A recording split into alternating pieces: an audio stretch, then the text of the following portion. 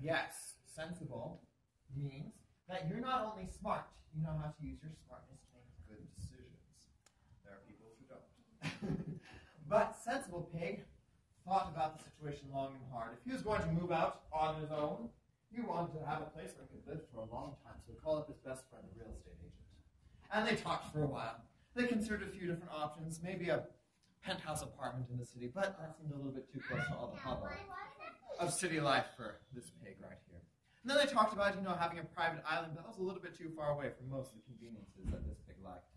So they settled on a nice patch of pig-like grass.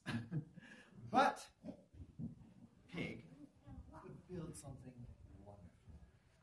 He decided that he would build his house not out of stone, not out of sticks, but bricks. Bricks. I knew it. I know it too. It's going to be a lot of hard work. Yeah. Is there anyone who wants to help him build his house? Me. You do up there? Okay, and you guys do? All right, so it's time to call in the bunny brick builders. Do we have bunny costumes? Here they are. Bunny coats right over here. How many bunny brick builders were there? Me. It's a good thing you can use a plot device and a montage when you need help. Don't worry, you got to come up again.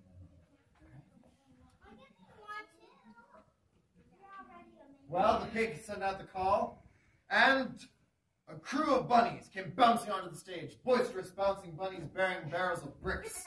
Because when you don't know what else to use, you use alliteration. They came bouncing onto the stage like bunnies do, and all three animals got to work. They began to build, laying brick upon brick upon brick upon brick upon brick. First one was working, then two, then suddenly three, and they worked and they worked and they worked and they worked and they worked, and one knew where the real business was. They worked until they had built, a 3-story, 4-bathroom, 8-car garage, basement with full bathroom and kitchenette, and swimming pool off to the side, brick house. It was perfect. All the bunnies and the pigs did a high five outside the front as they looked at the house up and they looked the house down, and Sensible Pig was satisfied. He had known that he had done a job well done. It was perfect. The bunnies bounced away and they said, remember, beware of who? And with that, the bunnies bounced back down to the edge of the stage, to the applause of the crowd.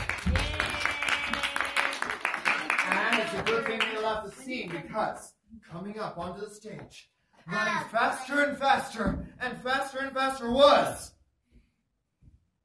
Big Bad Wolf. No, actually it was the 2 other pigs. The first 2 pigs came running up on the stage as quickly as they could. They ran up and they knocked on the house of their brother. Me was funny. They were knocking so fast it was almost there. Keep going, keep going. And they said, brother, brother, help us, help us. The big bad wolf, he came, he blew down our houses, and now we have nowhere to live. He's coming after us, let us in. Well, that sensible pig looked out and he said, don't be silly.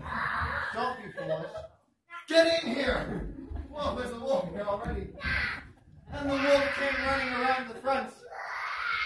He was roaring up a storm. Oh, he showed the audience how scary he was. Out there they were. He made his scariest face, and everyone shook and screamed. It was terrifying. That wolf would have gone right in, but luckily that pig had locked up the doors. Well, the wolf looked at the front of the house, and he looked it up, and he looked it down. He looked at it from all angles, even around the back to see if there was a back door. It was hard to see him sometimes, but you could hear it. And that wolf said, little pigs, let me come in. But those pigs poked their faces out of the window and they said, not by the hair, my chinny chin chin. Well, that wolf, he got angry. He got mean and he started to drool. But he can't. And he said, well, then I'll huff and I'll puff and I'll blow your house down. And he huffed. And he puffed. And he was really embarrassed. He wasn't sure that he could take down this house. He huffed and he puffed and he puffed and he huffed, and it It didn't seem to be working at all. It was not working at all. Did you want to ask them for help? No? You could ask you for help? Well, why don't you come up here, Mama Pig? Mama Pig did happen to be in the area. She had run into her two friends, the bunny brick builders. Come on up with her, guys. And she had heard wonderful news about a new fantastic house with a full furnished basement apartment.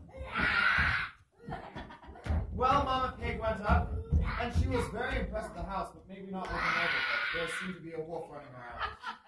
She had tried telling her three little pigs to follow the rules, and they were doing the best they could. But, I don't know, we have to figure out a way to resolve this wolf problem. Mr. Wolf, why are you roaring so much? What do you want? He looks hungry to me. Lucky for him, Mama Pig had made a great recipe. What was it? Cherry dumplings. And wouldn't you know it, these were the very same cherry dumplings that had made the wolf follow Little Red Riding Hood all the way to Grandma's house before. Don't eat me. Yes. Mama Pig went over to the wolf and said, Mr. Wolf, we have a present for you. Well, that wolf looked inside. It smelled like cherry dumplings.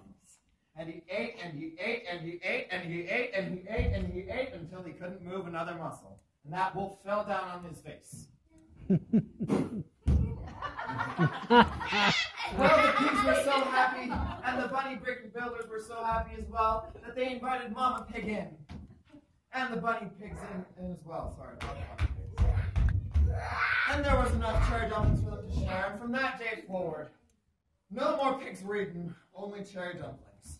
And most of these pigs lived happily ever after. Yay!